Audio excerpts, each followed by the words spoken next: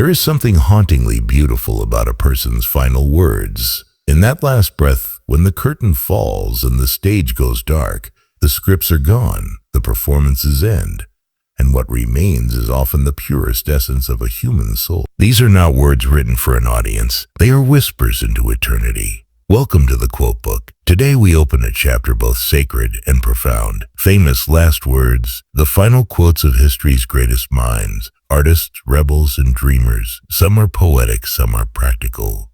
Some will make you laugh through tears, and all of them carry a weight that only finality can give. Let us begin with the man who gave the world light. Thomas Edison, the inventor who illuminated modern life, passed from this world on October 18, 1931. As he slipped away, his final words were simple and strangely beautiful. He opened his eyes after a long sleep, looked upward, and whispered, "It is very beautiful over there." After a lifetime of creating light, he spent his last moments seeing it somewhere else. Contrast that with the final words of the great painter Pablo Picasso. He was at a dinner party with friends in the middle of conversation. His last complete sentence spoken to his doctor and his wife was, "Drink to me, drink to my health. You know I can't drink anymore." Moments later he was gone. The great artist, whose work captured the fractured nature of modern life, ended with a toast he could not take. There is something perfectly Picasso about that the celebration and the absence side by side. Some final words are famously practical. The founder of Georgia, James Oglethorpe, demonstrated the enduring obsession of the wealthy. His last words spoken with concern were, "Are my accounts all settled?" It reminds us that no matter how high we build, we all eventually wonder if the books are balanced. But perhaps the most heartbreaking last words belong to those who left too soon.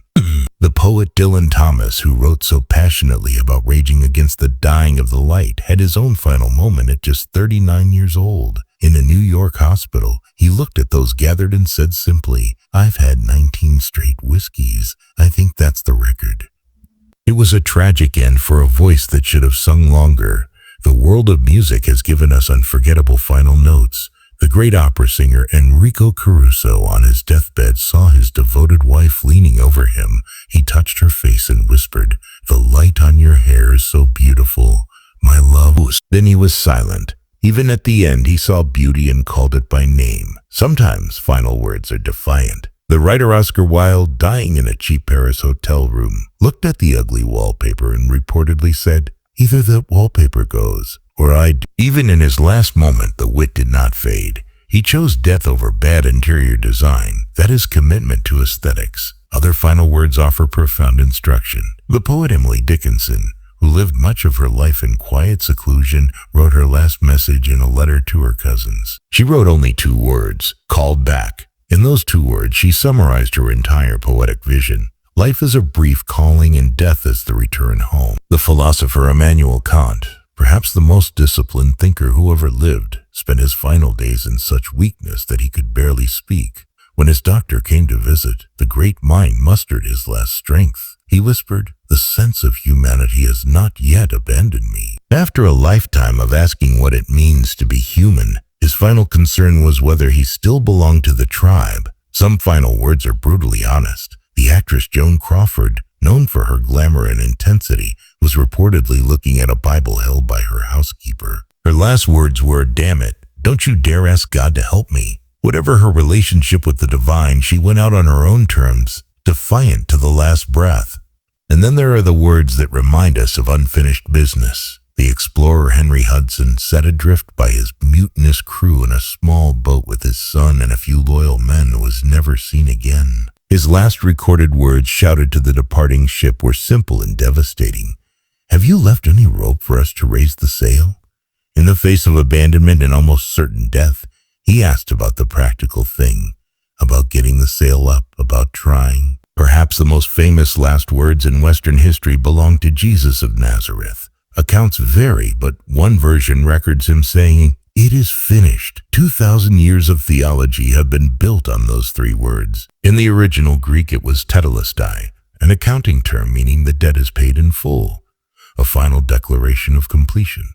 The writer Victor Hugo, who gave the world Les Miserables, spent his last night in a delirium. As dawn approached, he reportedly summarized his entire life's philosophy in 6 final words. I see a black light. Love is. And then he was gone. The sentence unfinished. The message incomplete. Perhaps that is how we all go, with a thought we never quite finish. Finally, consider the last words of the great inventor Alexander Graham Bell. He had spent his life connecting people through sound. His final request, whispered to his wife as death approached, was heartbreakingly simple.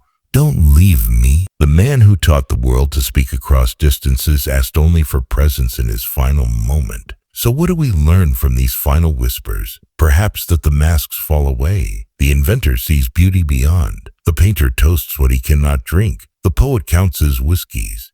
The lover sees light in hair. The philosopher checks his humanity. The abandoned asks for rope. These final words are not just quotes. They are windows into what we truly value when nothing else matters. Connection, beauty, completion, defiance, love. As you sit here listening to the voices of the departed, ask yourself, what will your last words be? What sentence will summarize your life? You have time to write it. Not with your mouth at the end, but with your actions now. This is the quote. Remember, every day is a draft of your final sentence. Make it count.